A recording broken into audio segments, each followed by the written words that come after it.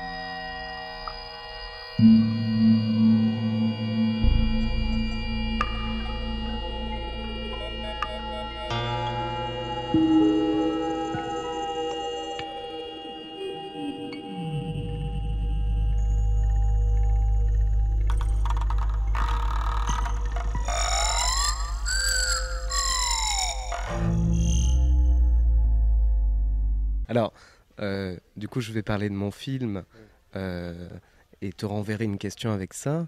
Moi, j'ai choisi un film de Méliès, par Méliès, qui présente en fait un grand tour de magie, qui est l'illusionniste, accompagné de ses 3 grâces, de ses 3 assistantes, qu'il va faire apparaître et disparaître avec un montage très, très drôle, très rigolo, des techniques d'arrêt de manivelle ou de surimpression pour faire apparaître comme ça et disparaître les personnages. Donc pour ma part, j'ai dû m'attacher à synchroniser tout ça. En tout cas, je me suis lancé ce défi-là autour du spectacle. Alors évidemment, quand la dynamique s'impose, quand les images s'accélèrent ou quand le tour de magie finit, j'ai donc composé pour orchestre symphonique. Il fallait que la démarche du jeu de Méliès colle avec l'orchestre et puisse définir la narration, donc servir à la compréhension du film. Donc deux instants, 2 étapes là-dedans. La première étant ce synchronisme à l'image avec un vrai divertissement, hein, quelque chose d'assez moderne, de rythmé, qui passe d'effet en effet pour l'orchestre.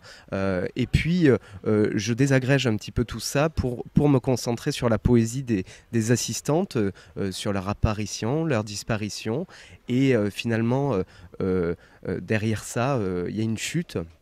Donc Méliès propose de monter comme son rideau dans une bulle de savon, hein, de s'exporter vers le haut comme ça, et puis apparaît sur le côté de la scène, donc fait une sorte de chute. Donc la musique là redevient dynamique après s'être apaisée, après avoir collé à chacun des personnages avec les bois, avec les cordes un petit peu plus tamisées comme ça. On appelle ça en sourdine pour les connaisseurs.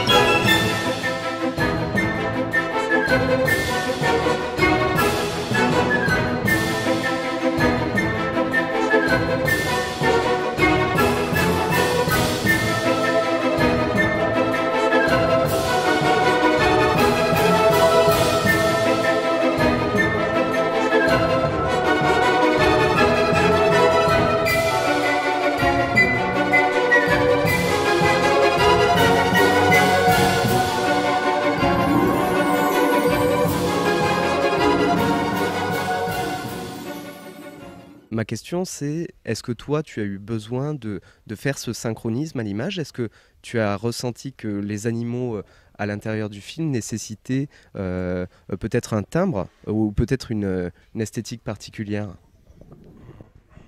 Alors c'est un peu plus complexe que ça. Disons que j'aime pas spécialement pour les images documentaires coller au mouvement. Car ce serait un peu ce serait remettre en fait du beurre sur une tartine où il y a déjà du beurre en fait. Mais je préfère un peu comme un batteur qui ferait un rythme un peu en l'air, créer des espaces et créer des dimensions. Déjà, mon approche de la musique, là, si je pouvais la définir pour le film de ce soir, c'est un peu un mélange d'exotica et de musique concrète, peut-être. J'arrive pas vraiment à définir, c'est un peu tout ça. J'ai utilisé moult instruments et une large palette, c'est-à-dire des instruments que je ne sais pas jouer, des instruments achetés dans une brocante, une flûte traversière indienne, mais aussi un petit bout d'instrument MIDI, un bug d'ordinateur. Voilà, j'utilise en fait toutes sortes de choses. Pour moi, peu importe les moyens, en fait, c'est les résultats qui comptent en musique. Et trouver un résultat qui soit du cinéma pour l'oreille aussi.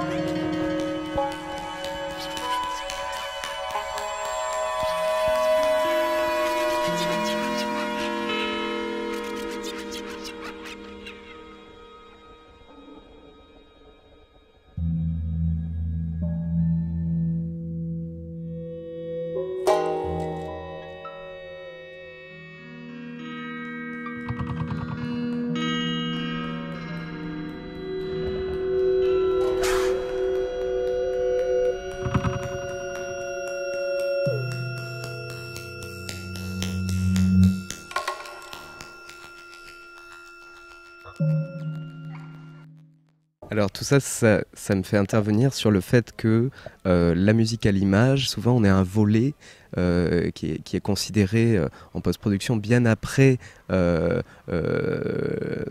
toute la pensée artistique du film, et ce qui est dommage parce que les films auraient tout intérêt à se voir échanger, à échanger les scénars, les scripts avec les compositeurs pour proposer déjà une écriture scénaristique avec la musique, ce qui favoriserait la compréhension du film, qui structurerait le discours et non pas comme ça propulser quelques musiques, prendre des musiques préexistantes et les mettre exactement. Donc ça c'est un travail comme de film, c'est-à-dire que nous on va créer comme ça l'esthétique, comme on va écrire un film, une note d'intention, qu'est-ce qu'on veut donner à cette musique comme fond.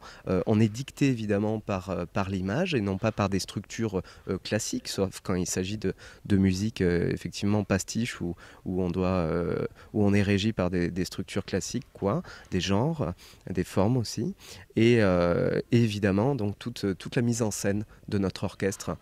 Donc c'est vraiment les termes du film, c'est-à-dire de faire jouer un instrument plus fort qu'un autre, qui est la parole sur un personnage et pas un autre. Voilà. Et effectivement, l'étalonnage, pour nous, ça reste le mixage, le mastering. Voilà, donc il faut considérer ça comme une imbrication et non pas juste pour venir juste colorer comme ça la partition du film. Voilà.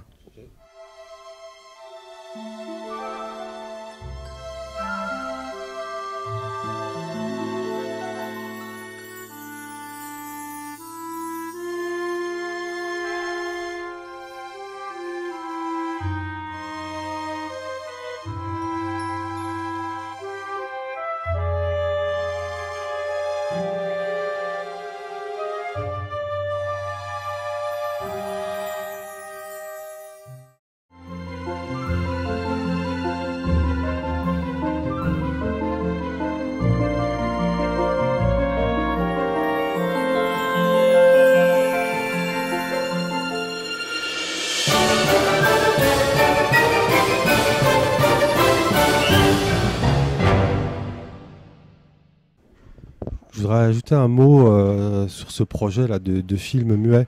Parce que d'habitude, quand je travaille avec un réalisateur, c'est lui le maître, en fait.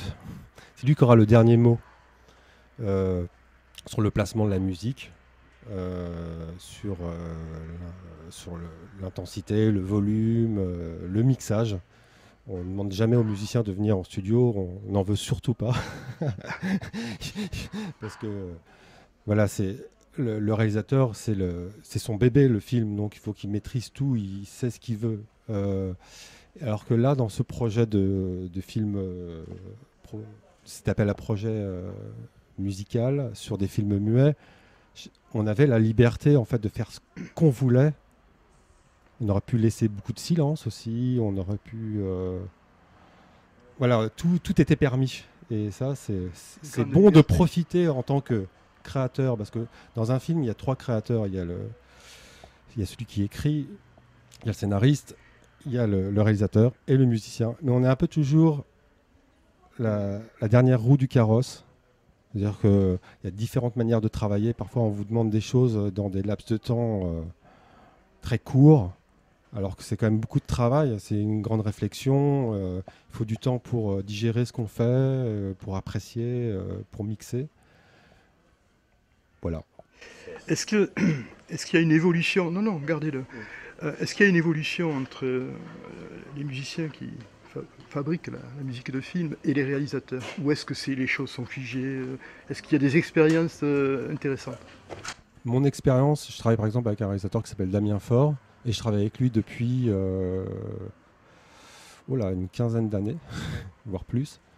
Et donc, il me fait totalement confiance. Et je lui apporte des choses. Parce que ce qu'il faut comprendre, c'est que de temps en temps, on donne des propositions et ça donne des idées aux monteurs aussi. Parfois, les monteurs ont besoin de la musique pour avancer plus rapidement. Bien sûr, bien sûr. Il y a une complicité qui peut se créer, effectivement. Et alors, votre venue au Gendou, là, comment vous la vivez? Je voudrais juste rebondir sur la question qui a été posée avant. Je travaille sur plusieurs pans, et notamment l'orchestration, qui est un peu le chef-op du compositeur, qui lui met en scène tous les personnages quand l'auteur ne sait pas, ou le compositeur n'a pas la maîtrise de tous les instruments de l'orchestre. C'est encore un autre challenge, puisque on nous impose un thème, on nous impose peut-être une esthétique, on nous libère un petit peu d'harmonie, c'est-à-dire cette science verticale, cette science des accords, et puis après toute la dynamique on l'a créée effectivement. Et sur le volet de la composition, je travaille aussi sur de la comédie musicale avec un auteur qui s'appelle Raphaël Vontron, et qui lui, on échange énormément sur les musiques de scène ou sur les chansons, mais m'impose des scripts. Par exemple, va me dire voilà, à tel minutage, de la même manière que le film, à tel minutage, je veux qu'il se passe telle scène, donc il se passe telle action, il faut que tu colles avec, il faut que tu prennes telle chose, tel accent, tel... Voilà, donc là, le débat musical est hyper intense, parce que, non pas sur l'esthétique, mais plus sur la technique même de la composition et de l'orchestration, donc c'est vraiment formidable. Donc on va enchaîner du coup sur le festival Gendou et sur notre accueil. On a eu d'abord un accueil formidable et chaleureux. On a partagé beaucoup, que ce soit avec des bénévoles, des professionnels, notre rencontre à nous, entre compositeurs, parce que ça c'est très riche. On vient d'univers totalement différents, tous les quatre, d'esthétiques aussi différentes. Donc il y a une forme de complément comme ça, une complicité qui se crée assez rapidement du fait qu'il y ait cette complémentarité. Et on le voit d'ailleurs le soir pour les films, on ne se marche pas dessus, on n'est pas en mode... on ne se tire pas dessus, on profite de cet instant-là, et c'est ce qu'offre Gendou, que ce soit pour des choses comme ça, des discussions, des forums, des chats, et évidemment nos diffusions le soir. Pas grand-chose à ajouter, tu as presque tout dit, et merci le Gendou, et je suis étonné, tous les soirs, il y a un public vraiment très attentif et nombreux, et je suis vraiment étonné, et je trouve ça formidable, et je trouve ça très agréable, ce cadre.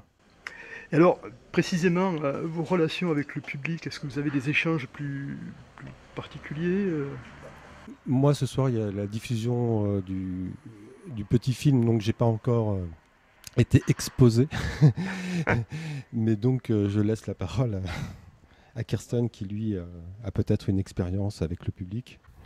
Alors sur le festival, sur le festival, on a donc une session présentation avec le jury composé de Christophe Héral et Gilles. J'ai plus le nom de famille, voilà, qui donc se charge de présenter le contexte, évidemment, Et comme ils ont choisi ces 4 bandes-son sur une cinquantaine de bandes-son qui étaient proposées, ils nous disent leur choix. Ils nous demandent évidemment pourquoi ce choix de film. Ils nous proposent ça. Et nous, on se charge avec le micro de présenter le film, d'essayer de faire comprendre au public nos intentions, comme un réalisateur le ferait avec son film. Voilà, et puis par la suite, on peut aller dans les rues de Jindou et puis croiser quelqu'un qui vous parle de musique, ou même entre nous se faire des réflexions sur le climat, sur l'orchestration, sur la manière d'harmoniser les choses, et ça, c'est très riche. Eh bien écoutez, merci beaucoup à tous les deux de ces témoignages riches. Merci.